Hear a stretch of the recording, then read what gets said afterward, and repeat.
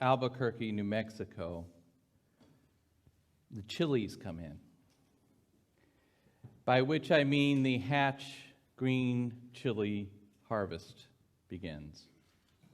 And if you haven't had Hatch green chilies, you must find some way to consume them. They're heaven and earth and fire and water. They're glorious.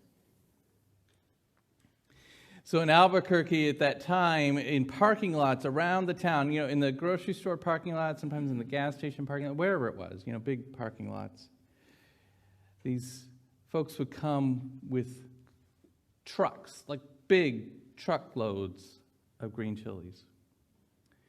And they'd have these roasters that looked like 55-gallon drums that they've just attached a metal screen around. And they have a big fire underneath, sometimes gas, sometimes even wood fire. And they would load these up, and they'd turn the drum and roast the chilies. And the smell permeated the air. It was beautiful. Intoxicating, honestly. And all you did is you stepped up to the truck and placed your order, always in pounds of chili. No just picking one or two or a little handful. No. I think the smallest amount they would sell you was 5 pounds, and they look at you a little askance for buying so few. Most folks would come to get 50 pounds, 100 or more. Enough to last the whole year till you get to the next fall. In the fall of 1993, I lived in Albuquerque, New Mexico, and I worked a lot at a job I liked, but didn't pay very much. And I didn't have community of folks outside of work because I worked a lot of overtime in order to afford to live, an apartment and all those things that you need, right? So I didn't have a community outside of work, and I was kind of lonely. And I was a bit lost with what my future might hold. And I was looking for something, even if I wasn't really sure what it was. And I was talking one day with a friend who lived 1,000 miles away.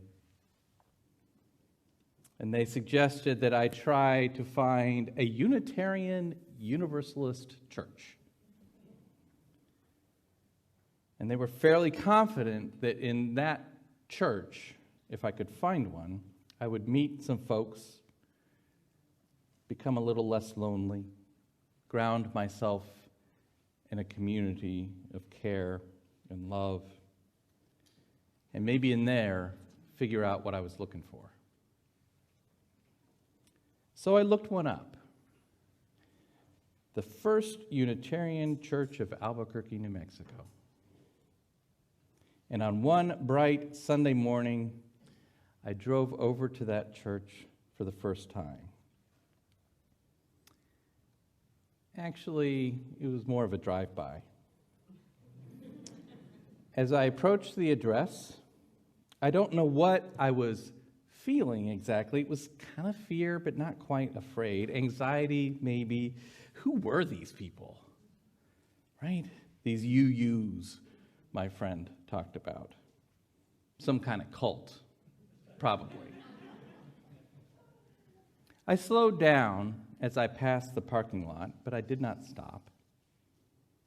I drove on. Down the road was a lovely diner. I went in, ordered pancakes and eggs with green chilies and coffee. I think I did that Sunday drive-by 3 or 4 weeks in a row. Every Sunday morning, I'd get up with the intention of going to this Unitarian Universalist church. I'd just drive right by it and go to the diner. Pancakes, eggs, chili, coffee.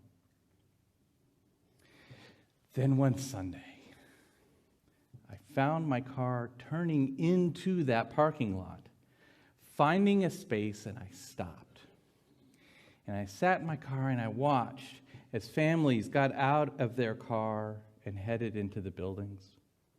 I watched this elderly woman leaning heavily on a cane as she walked slowly. I swear she was drinking in the moment. And I watched this guy wearing a Forest Service uniform hop out of his truck. And I watched as they all went in. And then I went to the diner. Pancakes, eggs, green chili, and coffee. And then I didn't go back for a few weeks. But then I did. And I walked in. And I found a seat in the back, right? Out of the line of sight, near the door, safe escape. No one would see. The Reverend Christine Robinson preached that day. Her message, I remember this. This is 30 years ago, right? I remember this. Her message was on the word faith. In fact, she was doing a series, Faith, Hope, and Love. I happened to show up on the day of faith. And I don't actually remember what she said about faith. I have no recollection of what her sermon was about. All I do remember was this intuitive sense, a gut-level resonance that this was my kind of place. And maybe these people who maybe were a little bit like me, curious, a bit anxious, wandering and wondering through a landscape of roasting green chili and a growing suspicion that there is something more for us in this life.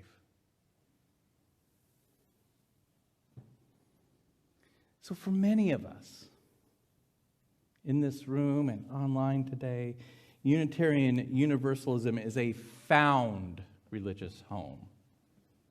Now, there's a few here that it's always been their religious home. We call them cradle UUs. Are there any cradle UUs here? Yes, I know, a few. Right, yeah, absolutely.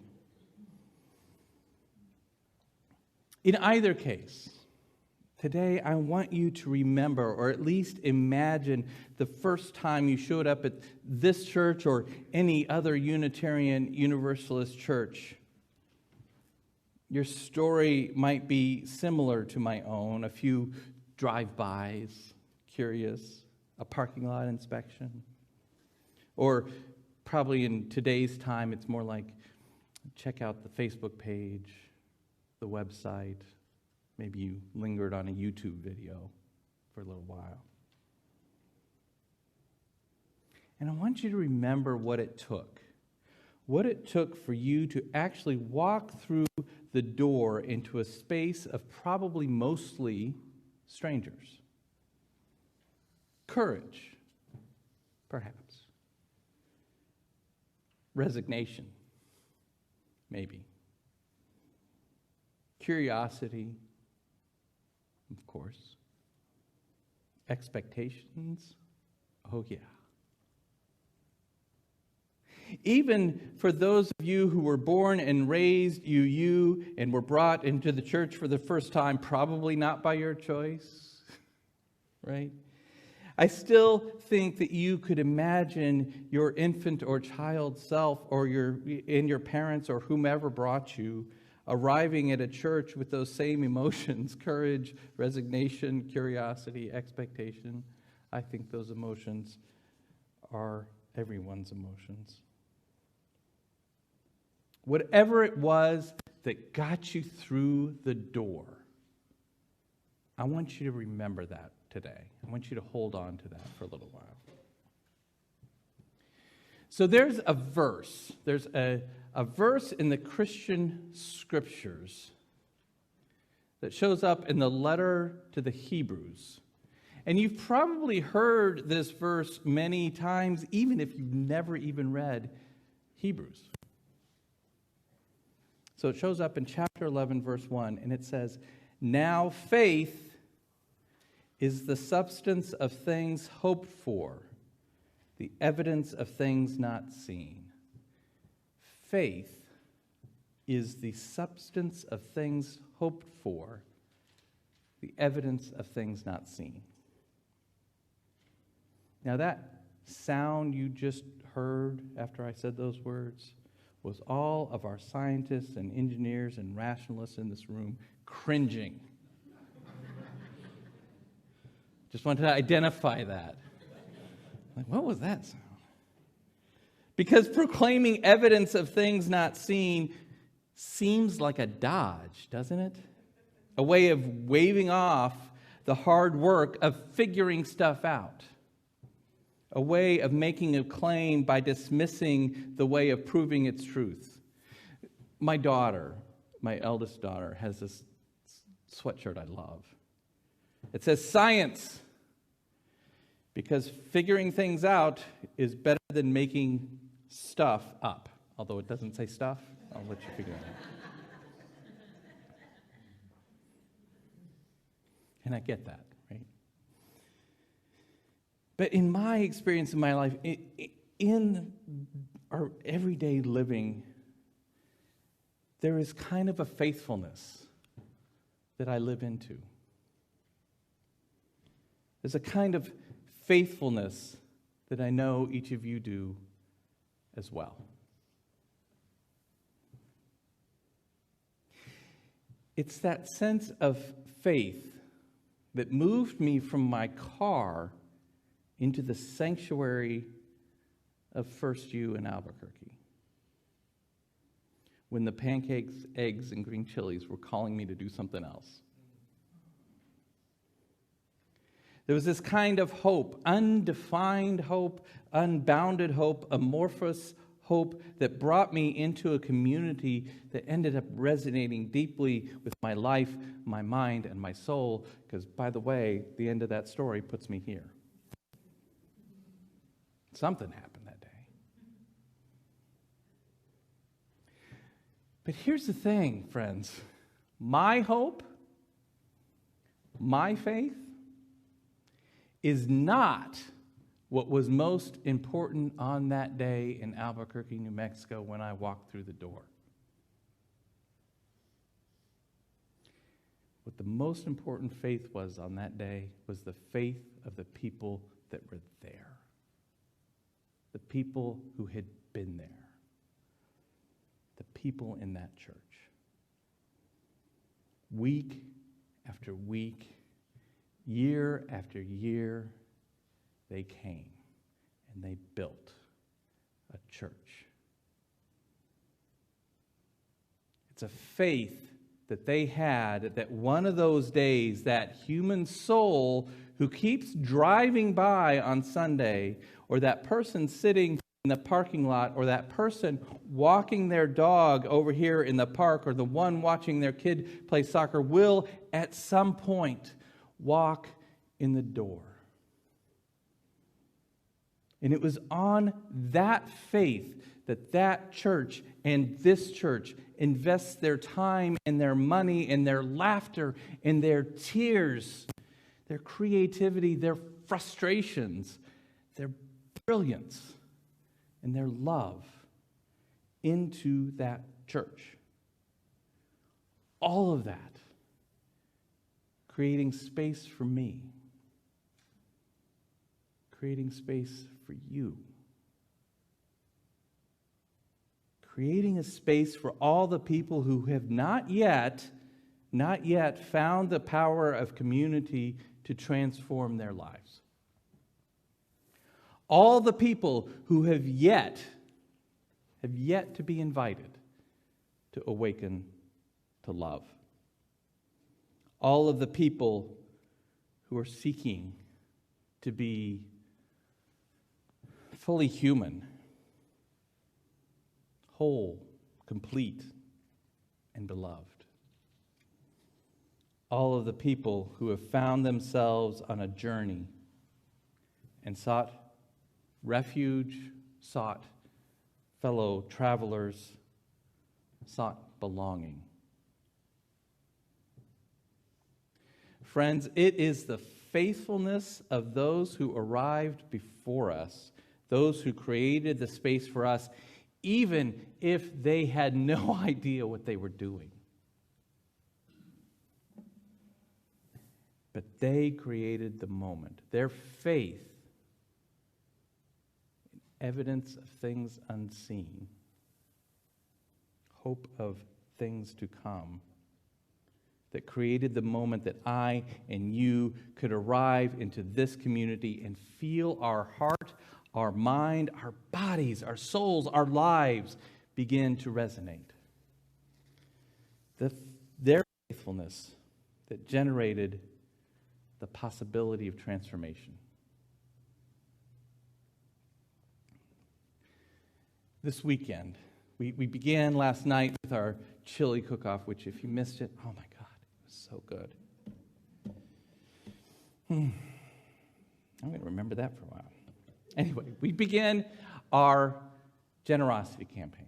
This is our time in which we ask members and friends of this church to declare their intention, their pledge of financial support to this church for the coming year, for 2023, which is coming. That's kind of scary, right? Now, most of you here have participated in this before, either here or in other churches, and you probably think you already know, all right, Greg, I know what this is about. You're going to ask me for money. Because the church, we know, needs money to operate, to have a building, to have a staff, to have programs. And this is the time of year when we're going to ask you all how much money you plan on giving the church in the coming year. And the overwhelming majority of the people here will offer your gifts of financial support in whatever way it works for you.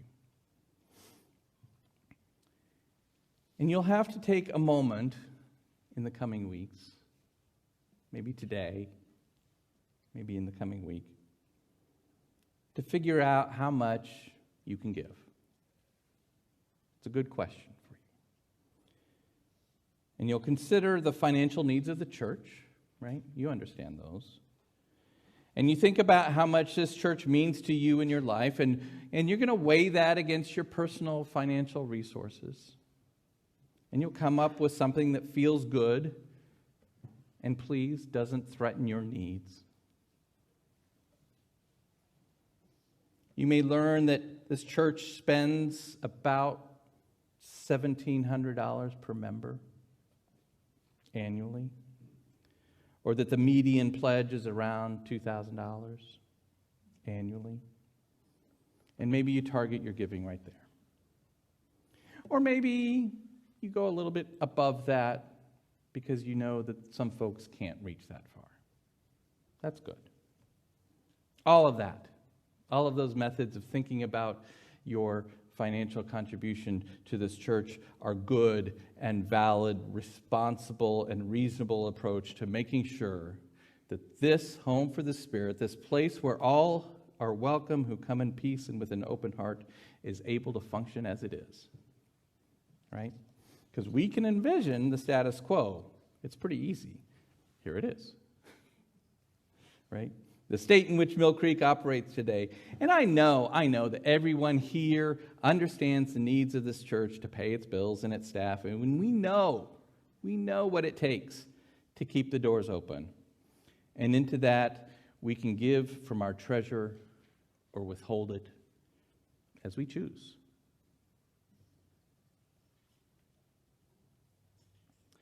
But today I'm going to ask you to consider your support differently. I invite you to consider your pledge of support not merely to cover our necessary operating expenses, the bottom line of the budget, but instead as this act of faith. I invite you to consider the faithful investments of time and money and laughter and tears and creativity and frustrations and brilliance and love that created this space for you, wandering and wondering, you curious and questioning, you seeking refuge and solace, and you seeking community, you hoping to awaken to something more in your life. Consider all that had come before you arrived, just so you might find a home for your restless spirit. Live into the spirit of those folks' faith that stretched them to offer something beyond what they thought they could or should. And then, I want you to consider all of the people out in this world who remain lonely, restless, wondering and questioning. All of those folks in our world who remain fearful and disconnected from themselves, disconnected from their community, disconnected from that which is larger than our life alone, whether you call that God, or you call that the universe, or you call that nature, or even if you don't have a name for it. Your investments, in money, but also in your time and creativity and wisdom. Your investments in this place is in honor of that moment you arrived here for the first time, that moment that something that was present for you the day your courage, your resignation, your hope, your expectations, your faith moved you to find this place. Your investment is helped to create that moment for those not yet here. Those still driving by. Those maybe sitting in the parking lot or in the park. And yes, the money you give is used to buy stuff like toilet paper and insurance and staff salaries and coffee and mortgages. That's what we do with the money, of course. But that's not what it's for. That's not what it's for. Your treasure is for the possibility that we are an open invitation to ourselves, to the world, and especially to those who will someday arrive here for the first time. And when they do, they will change us.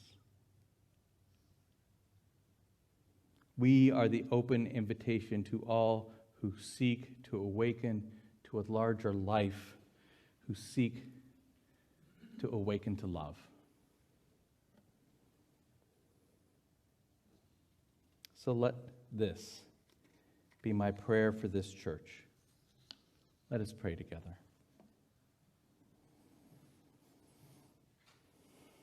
Spirit of life and love and laughter, we gather today in gratitude for this place, for these people